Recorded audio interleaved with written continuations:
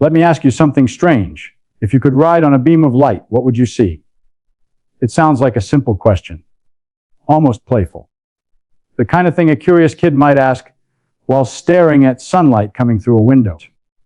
But hidden inside that question is a crack in reality so deep that once you see it, you don't quite look at time the same way again. Before we go anywhere dramatic, let's begin somewhere ordinary. You're sitting in a chair. Nothing exotic is happening. Your heart beats. Air moves in and out of your lungs. Somewhere in your body, cells divide. Chemical reactions tick away like microscopic clocks. Even if you close your eyes and try to sit perfectly still, something keeps moving forward. Time. You don't have to think about it. It just flows. Seconds turn into minutes. Minutes into years. You age whether you approve it or not. That steady movement from past to future feels automatic, universal, unquestionable. Now let's gently disturb that comfort. Imagine you step into a perfectly smooth spaceship. No windows. No vibrations. It begins to accelerate. Faster and faster. You don't feel anything unusual once the acceleration stops. You're floating quietly in space, moving at an enormous speed relative to Earth. Now here's what physics, not philosophy, tells us. If someone on Earth watches you through a powerful telescope and compares your clock to theirs, they will see your clock ticking slower. Not metaphorically slower. Literally slower. This is not science fiction. We have measured it. Atomic clocks flown in airplanes come back slightly out of sync with identical clocks left on the ground. Satellites orbiting Earth must correct for this effect constantly. If we ignored it, GPS would fail within hours. The faster you moved, the slower time passes for you compared to someone standing still. At everyday speeds, walking, driving, even flying, the effect is tiny. So tiny you never notice it, but it's there. Now imagine pushing this idea further. Suppose your spaceship keeps accelerating, faster, closer and closer to the fastest speed the universe allows, the speed of light. Each increase in speed slows your time a little more. At 50% of light speed, time slows noticeably. At 90%, it slows dramatically. At 99%, it slows almost to a crawl. And mathematically, as you approach the speed of light, something extraordinary happens. Time approaches zero. Not very slow, not barely moving. Zero. That means if something could actually travel at the speed of light, it would not experience time passing at all. And here is the uncomfortable twist: light itself always travels at that speed. Not sometimes, not approximately, always. So when we ask what it would be like to ride on a beam of light, physics answers in a way that doesn't fit inside our imagination. There would be no like, because there would be no time in which experience could occur. And that is where our familiar picture of reality begins to break. Light is not just fast. That's the first misconception we have to clear away. When we say light moves at about 300 zotos kilometers per second, it sounds like we're just giving it a very large speed, like comparing a bicycle to a jet. But the speed of light is not merely a big number. It plays a completely different role in the structure of reality. Imagine you're standing still, and I shine a flashlight toward you. You measure the speed of that beam. Now imagine you start running toward the beam. Common sense says you should measure it as moving slower relative to you, because you're chasing it. That's how speeds normally work. If you run toward a moving car, the car's speed relative to you changes. But light refuses to behave that way. No matter how fast you move toward it, you will always measure light moving at exactly the same speed. If you run away from it, still the same speed. If you fly past it in a spaceship at tremendous velocity, still the same speed. This was not guessed. It was discovered experimentally in the late 19th century. And when physicists tried to explain it using the old rules of motion, nothing worked. The equations broke. The logic failed. So Einstein did something radical. He kept the speed of light fixed and allowed space and time themselves to adjust. That's the key. If the speed of light must remain constant for everyone, then space and time cannot be absolute. They must stretch and compress to make the numbers work. And they do. Time slows down for moving objects. Lengths contract. Simultaneity, the idea that two events happen at the same time, becomes relative. All of that just to protect one rule: the speed of light is the same for everyone. Now let's return to the central consequence. If moving faster slows your time, and light already moves at the maximum possible speed, then what happens to time for light? The equations are clear. The closer you get to light speed, the slower your clock ticks compared to someone at rest. At the exact speed of light, the factor that determines time dilation becomes infinite, which forces the experienced time along that path to drop to zero. So consider a photon leaving a distant star millions of light years away. From our perspective, it travels for millions of years before reaching Earth. Entire civilizations could rise and fall during its journey. But along the photon's path, no time passes. The emission and absorption are not separated by duration. They are directly connected. This is not poetic language. It's what the geometry of spacetime demands. Light does not move through time the way we do.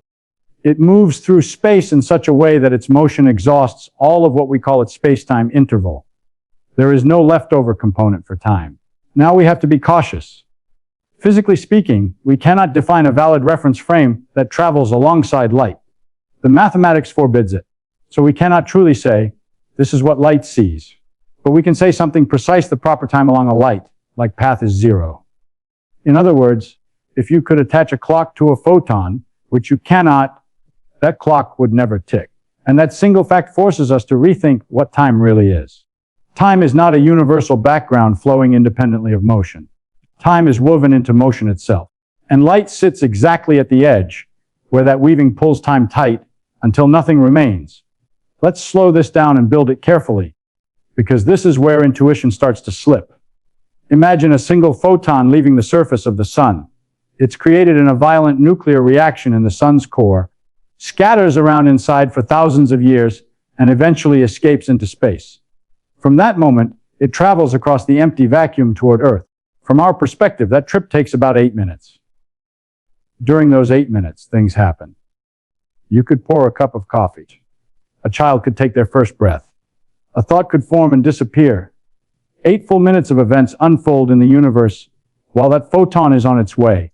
Now here is the part that doesn't sit comfortably in the mind.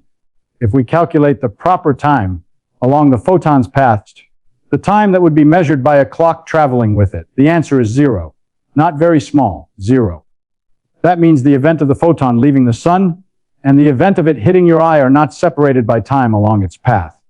For us, those events are separated by distance and duration. For the photon, they are directly connected. To make sense of this, we need a different way of picturing reality. Think of spacetime as a map, not just of places, but of events. Every event has a location in space and a location in time. When you move, you trace a path through this 4-dimensional map. Now here's the strange rule. All objects move through spacetime at the same, combined rate. That rate is the speed of light. If you are sitting still in space, you are moving entirely through time. That's why you age second by second. If you start moving through space, some of that motion shifts away from the time direction and into the space direction. Because the total space-time motion stays constant, increasing one component decreases the other. This isn't a metaphor. It falls directly out of the geometry of relativity. The faster you move through space, the slower you move through time. Light is the extreme case. It moves through space at the maximum possible rate. All of its motion through space-time is directed into space. There is none left for time. That's why the proper time along its path is zero. Here's another way to picture it. Imagine drawing a graph. The vertical axis is time. The horizontal axis is space. If you stand still, your path is mostly vertical. You climb upward through time while barely moving sideways in space. If you move quickly, your path tilts. More sideways, less upward. Light's path is tilted exactly 45 degrees in this diagram, the maximum allowed by the geometry. That special angle corresponds to zero proper time. So when we say the photon experiences no time, what we really mean is that its path through spacetime has no length in the time direction. The departure and arrival are connected by a line that contains no temporal distance. Now it's important to emphasize something subtle. We are not saying the universe skips those 8 minutes. We are not saying time stops everywhere. For observers like us, the 8 minutes are completely real. What relativity tells us is that time is not universal. It depends on the path taken between events. Different paths between the same two events can have different amounts of experienced time. For massive objects like us, that time is always greater than zero. For light, it is exactly zero. And that forces us to confront a reality that feels almost impossible at first. Time is not a shared river flowing the same for everything. It is a property of motion. Light reveals this by living at the boundary where time disappears entirely. When people hear the phrase, light is trapped in time, it sounds dramatic, almost poetic. But the real story is subtler and more interesting than drama. Light is not trapped the way an animal is trapped in a cage. It is not frozen, stuck, or suspended. The deeper idea is that light lives on a special boundary built into the geometry of spacetime itself. To understand that, we have to stop thinking of space and time as separate things. For centuries, physics treated space as a stage, a big three-dimensional arena where events happen, and time as a universal clock ticking the same way everywhere. Newton imagined the universe this way: space is absolute, time is absolute, and motion happens within them. Einstein showed that picture is incomplete. Space and time are woven together into a single structure called spacetime. They are not independent ingredients. They are aspects of one unified geometry. Here's a way to make that more concrete. Imagine you're looking at a map of a city. The map shows two dimensions: north, south, and east. Any location can be described using coordinates on that flat surface. Now imagine adding time as another coordinate, not drawn on the page, but mathematically real. Every event has four coordinates: 3 for space, 1 for time. When something moves, it traces a path through this four-dimensional structure. But here's the twist: not all paths are equal. Spacetime has a built-in rule that determines how much proper time exists along any path. Proper time is what a clock would measure if it traveled along that path. For ordinary objects, things with mass, the proper time along their path is always positive. They age. Their clocks tick. But there is a special category of paths called null paths. Along these paths, the proper time is 0. Light follows these null paths. That's what makes light unique. If you imagine space-time as a landscape, light moves along the ridges that separate what can influence you from what cannot. These ridges define what physicists call the light cone. At any event right here, right now, you can draw a cone representing all possible directions light could travel. Everything inside that cone can be causally connected to you. Everything outside cannot, because it would require faster than light influence. Light travels exactly along the surface of that cone. That surface is the boundary between possible cause and impossible cause. So when we say light is trapped in time, what we really mean is that it exists precisely on the dividing line where the structure of spacetime forces the time interval along its path to vanish. It doesn't move through time the way we do. It defines the limits of how time and causality are connected. There's another way to see this. Massive objects can slow down, speed up, turn around. They can choose different paths through spacetime. Light cannot. Once emitted, it must travel at the speed of light in vacuum. It cannot rest. It cannot accelerate beyond that speed. It cannot deviate from that fundamental rule. In that sense, light is constrained more strictly than anything with mass. But this constraint is not a prison. It is a geometric necessity. The structure of spacetime itself only allows massless entities to follow null paths. And along those paths, the separation between emission and absorption contains no proper time. So light is not stuck inside time. It inhabits the boundary where time ceases to accumulate. It lives on the edge of spacetime's architecture, the surface that defines the very possibility of cause and effect. And that boundary shapes everything that can ever happen in the universe. Now we come to an important difficulty, not in the mathematics, but in us. The human brain did not evolve to understand spacetime geometry. It evolved to throw rocks, catch food, avoid predators, and navigate distances at walking speed. Our intuitions are tuned to slow motion, weak gravity, and everyday scales. At those scales, time appears universal. If two people stand next to each other, their watches tick at the same rate. If you toss a ball, its speed adds to your speed in a simple way. Everything feels solid and absolute. Relativity only becomes noticeable when speeds approach that of light or when gravity becomes extremely strong. Those conditions are far removed from daily life. So our instincts were never trained to think that time could stretch, compress, or vanish along certain paths. Because of that, when we hear time stops for light, the mind immediately tries to translate it into familiar imagery. We imagine a frozen clock. We imagine a photon suspended in some timeless stillness. We try to picture what it would look like. But that effort fails, and it fails for a deep reason. Time, in relativity, is not a universal flow. It is something measured along a path in space-time.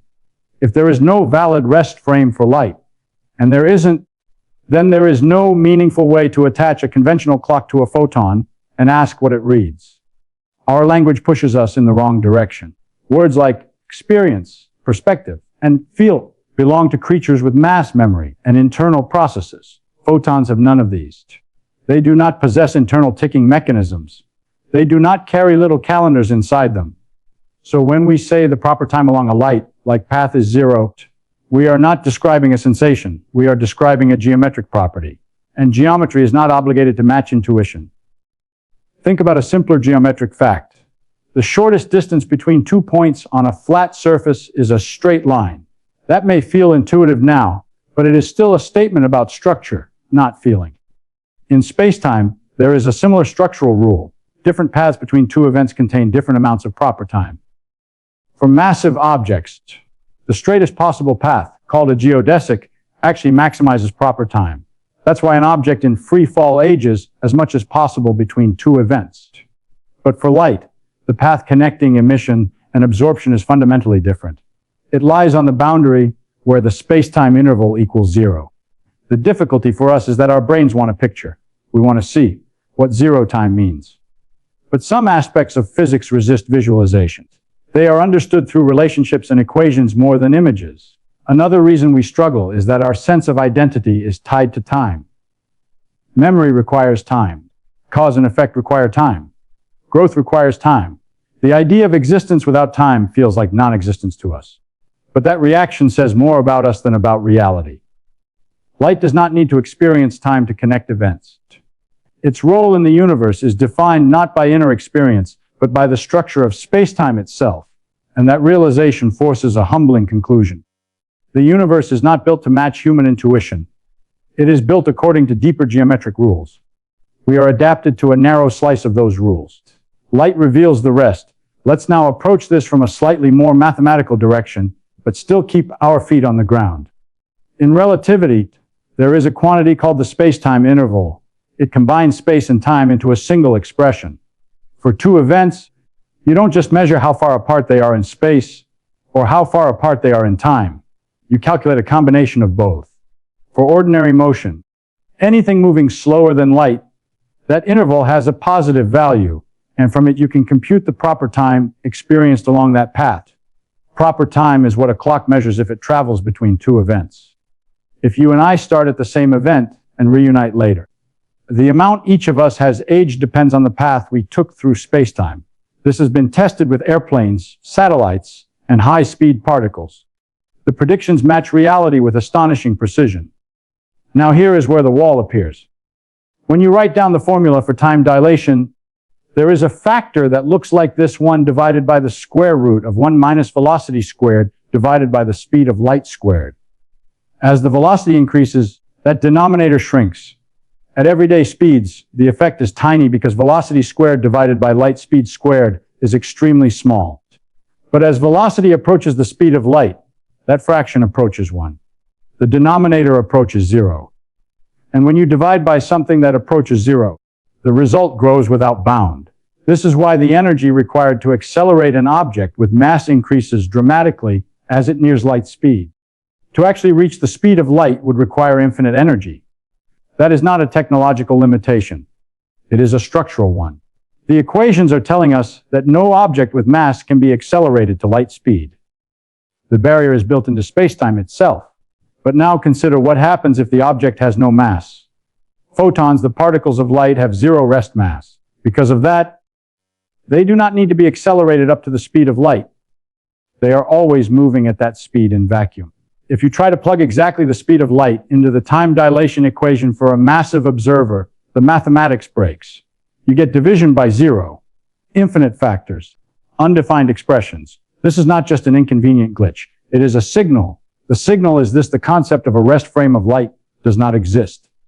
In physics, a reference frame is a consistent viewpoint from which you measure distances and times. You can define a frame moving at 10% of light speed, or 90%, or 999%, but you cannot define one moving at exactly 100%. There is no coordinate system in which light is at rest. So when we say that time does not pass for light, we are speaking carefully. We are not imagining sitting on a photon with a wristwatch.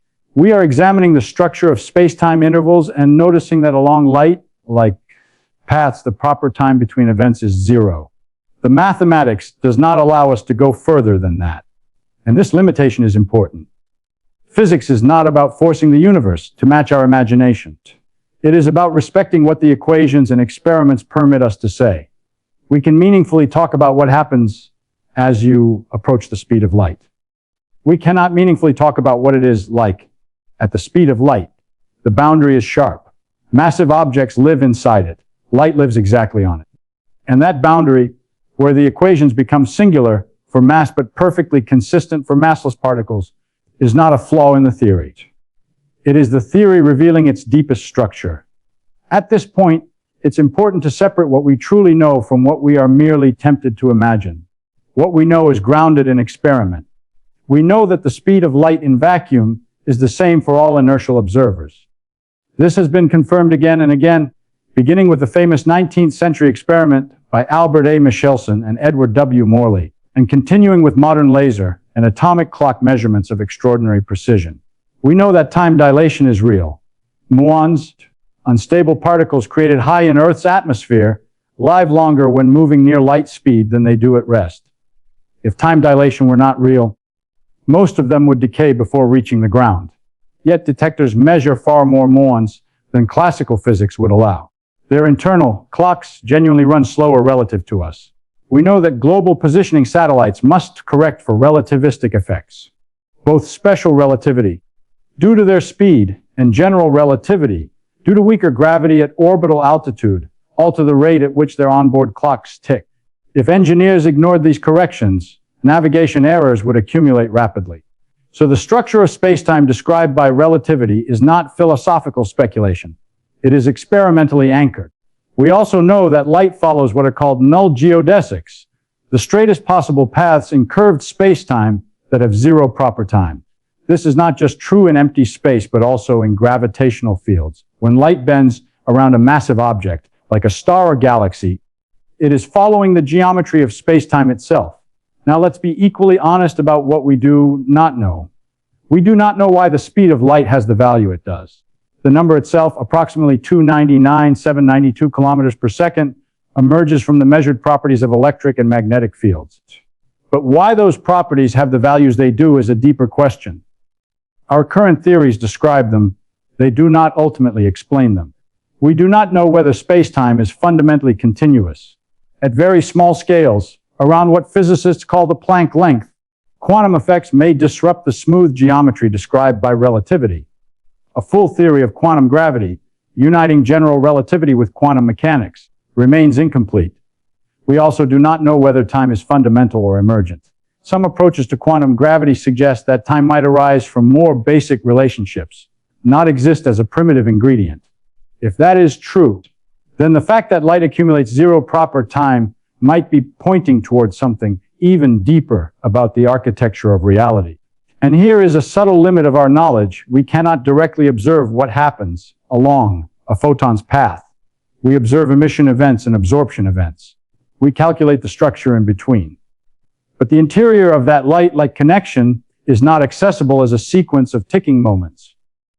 This means our understanding is partly inferential. It rests on a mathematical framework confirmed at every testable level so far, but still incomplete at the deepest scales. That balance between what is firmly established and what remains unknown is essential. Science progresses not by pretending to know everything, but by clearly marking the boundary between evidence and speculation. Light sits precisely at that boundary.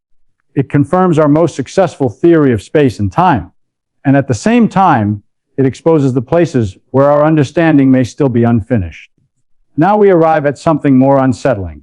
If light experiences zero proper time, and if light defines the maximum speed at which any influence can travel, then light is not just another phenomenon in the universe. It defines the structure of causality itself. Causality means that causes come before effects. But in relativity, before and after are not absolute for all pairs of events. For events separated in certain ways, what physicists call space-like separations, different observers can disagree about their order. One observer may say event A happened first, another may say event B happened first. But there is a limit. If one event can influence another, if a signal traveling at or below the speed of light could connect them, then all observers agree on their order. Cause always precedes effect along light, like or slower than light paths. That boundary is defined by light. In spacetime diagrams, every event has a light cone. The future light cone contains all events that can be influenced by the present event. The past light cone contains all events that could have influenced it.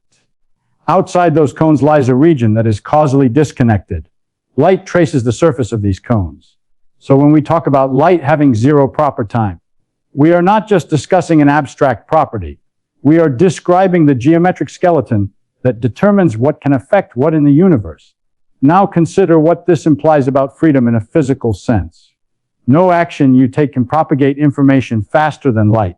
No choice can influence something outside your future light cone. This is not a limitation imposed by law or morality. It is a limitation imposed by geometry. The structure of spacetime restricts the reach of every event.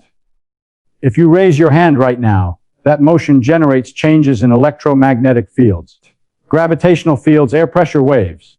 But none of those changes can outrun light. They expand outward at or below that universal speed. In this way, the speed of light is not merely a speed. It is the conversion factor between space and time. It tells spacetime how to measure itself. And here's the deeper shift in perspective. We often think of the universe as evolving moment by moment, as if reality is being generated continuously in time. But relativity suggests a different picture, sometimes called the block universe. In this view, past, present, and future are all parts of a four-dimensional structure. What changes is not the existence of events, but our position within that structure. From this perspective, light, like connections, stitch together events that, for us, are separated by vast distances and durations. Along those connections, the separation in proper time is zero. The geometry directly links them. This does not eliminate human agency. It does not turn life into a simple machine. But it does mean that freedom operates within constraints that are not negotiable. The speed of light is one of those constraints. It defines the maximum slope any path can have in spacetime. It defines which events can ever be connected by cause and effect. And because light itself lives on the boundary where proper time vanishes, it occupies a unique role. It is both participant in the universe and architect of its causal structure. That realization changes how we see distance, duration, and influence. It suggests that what feels like separation across years and light years may, in the deep geometry of spacetime, be connected along lines where time itself does not accumulate. And that forces us to reconsider what we really mean by far, long ago, or even before. Now we have to confront the deepest difficulty of all, not mathematical, but psychological. Everything about human experience is structured around time. Memory gives us a past. Anticipation gives us a future. The feeling of being alive is inseparable from the sensation that moments are flowing. You do not experience your life as a static four-dimensional object. You experience it as a moving present. So when physics calmly tells you that light accumulates zero proper time, and that simultaneity depends on motion, and that different observers carve spacetime differently, it feels like an attack on something intimate. It feels like physics is denying the reality of time itself. But that is not quite what is happening. Relativity does not say time is an illusion. It says time is local. Time is not a single universal river carrying the entire cosmos forward in unison. Instead, each world line, each path through spacetime, has its own measure of duration. Your body traces one world line. Mine traces another. A fast-moving astronaut traces a slightly different one. A photon traces a null path with zero proper time. All of these coexist within the same geometric structure. The difficulty is that we instinctively want one privilege now, slicing across the universe. We want to imagine that at this very moment, everywhere else shares the same present. Relativity removes that privilege. Two observers moving relative to each other will disagree about which distant events are happening right now. There is no universal present built into the equations. And yet locally, in your immediate surroundings, time feels smooth and undeniable. Your clock ticks. Your heart beats. Causes precede effects. The tension between these two truths is what makes the subject so hard to internalize. Another obstacle is language. Words like before, after, so simultaneous, and even exists are soaked in everyday temporal assumptions. When we try to apply them to relativistic spacetime, they become slippery. For example, asking what the universe is doing right now on the other side of a distant galaxy is not a well-defined question without specifying a frame of reference. But our brains resist that idea because evolution trained us in a world where such differences were negligible. There is also a deeper discomfort. If space-time is a four-dimensional structure, and if light-like connections directly link distant events with zero proper time, then the separation we feel between then and now is partly a feature of our motion through that structure. In that sense, the flow of time may not be a property of the universe as a whole, but a feature of how conscious systems process information along their world lines. That suggestion is not mystical. It is a serious line of thought in physics and philosophy. But we must be careful. Saying that time is local or frame dependent does not mean anything goes. The structure of spacetime is rigidly constrained. Causality remains intact within light cones. Proper time along world lines is measurable and objective. What changes is not the existence of order, but the universality of that order. Light, by inhabiting the boundary where proper time vanishes, exposes this tension in the most dramatic way possible. It shows us that duration is not fundamental in the way we once assumed. It forces us to separate our lived experience of time from the geometric structure that underlies it. And that separation is difficult, not because the equations are unclear, but because the implications reach into how we understand existence itself. Consider a simple thought experiment that stretches intuition to its limits. Imagine two events: a star explodes in a distant galaxy, and a photon from that explosion eventually reaches your eye here on Earth. For us, separated by millions of years and countless kilometers, these events are vastly distant in both space and time. Entire civilizations might rise and fall between the explosion and the photon's arrival. For us, the duration is measurable, substantial, undeniable. We can mark it on calendars, calculate it with clocks, and watch its consequences unfold in history. Now shift perspective to the photon itself.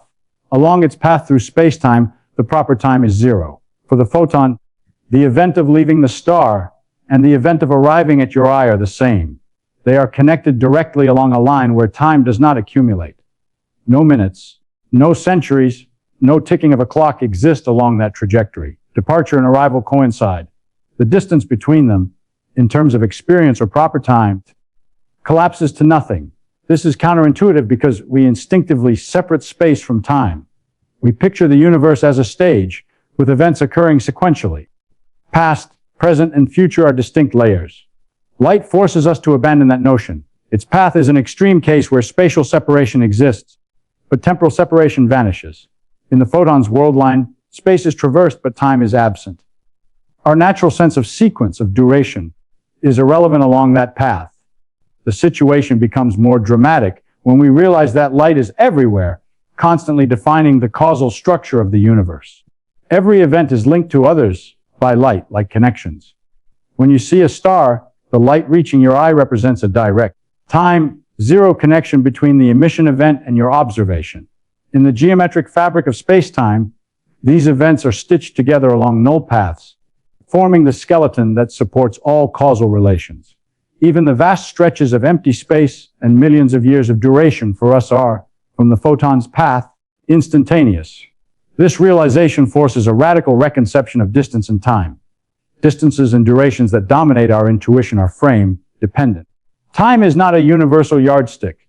Light demonstrates that the apparent separation between events can collapse completely along certain trajectories. Reality is not a simple procession of moments moving forward. It is a geometric structure where space and time are inseparable and interdependent. Different paths yield different experiences of duration. Light sits at the boundary where proper time vanishes entirely, providing a glimpse of space-time's deeper architecture. Thinking through this forces us to challenge how we intuitively understand the universe. What we perceive as vast separations in time and space are relative. Light compresses those separations into a single, connected path with zero proper time. The universe, as traced by light, is not a succession of events, but a network of connections along which causality operates. We experience these events linearly, but the underlying geometric structure does not. Light reveals the extraordinary truth: the universe is fundamentally a set of relations between events, with time as a local measure rather than a universal flow. Duration exists along our world lines, but light itself exists entirely at the boundary where duration ceases, reshaping how we conceive of reality itself. Expanded Leffen's part 500 words and remove all narrator headings and brackets. If we follow this line of reasoning further, the implications for understanding freedom, causality, and the structure of the universe become profound. Light does not merely traverse space, it defines the limits of what can happen, the edges of possibility itself. No signal, no influence, no physical effect can propagate faster than light. This is not a philosophical or moral restriction, it is a geometric necessity encoded in the fabric of space-time. Every event, including every action we take, is constrained by this universal speed limit. The boundaries of cause and effect are drawn by light. Everything that can influence you or be influenced by you lies within the structure defined by light, like paths. This structure can be visualized with the concept of a light cone. Every event in space-time has a future light cone, which contains all events that can be affected by it, and a past light cone containing all events that could have affected it. Outside these cones, causality cannot reach. No influence, no information, and no signal can cross that barrier faster than light. In that sense, light simultaneously connects and limits the universe. It establishes the maximum reach of cause and effect, the ultimate structure within which freedom operates. We cannot violate this structure. We cannot make information jump outside these cones, and we cannot escape the geometric rules of space-time. The fascinating thing is that light exists entirely on the boundary of this causal structure. It travels precisely along the surface of the light cone. Its proper time is zero. It is not moving through time the way we do. Instead, it is moving along the edge where time vanishes. This means that light is both a participant in the universe and an architect of its causal skeleton. Every causal chain, every sequence of events, ultimately depends on light, like connections. Without light, or some massless signal moving at the same ultimate speed, there would be no fixed structure governing what can cause what. The universe would lack a geometric definition of causal order. This perspective changes how we think about distance, duration, and simultaneity. Events separated by years, millennia, or light years may, in terms of proper time along light, like paths, be directly connected. The vast temporal distances we perceive are relative to our frame of reference. The photon's path compresses them to zero proper time. In this sense, light stitches the universe together. It is both messenger and ruler, defining the limits of possible influence while moving without experiencing time itself. Reality is not simply a series of moments unfolding sequentially. It is a geometric network of connections constrained by the speed of light, with light forming the most extreme, time-free connections. Understanding this also reframes what we think of as freedom. Human choices exist within a defined causal structure. We cannot affect events outside our future light cone, and our choices are bound by the same geometric rules that govern all motion. The universe's rules are not arbitrary, they are encoded in the structure of space-time. Light traces the boundary, and that boundary defines the possibilities for action, influence, and information transfer. Within those constraints, freedom exists, but it is not absolute. It is conditioned by the geometry of space-time itself. In this way, light is not just a phenomenon of vision or energy. It is the arbiter of what can happen, linking events while defining the very limits of causality.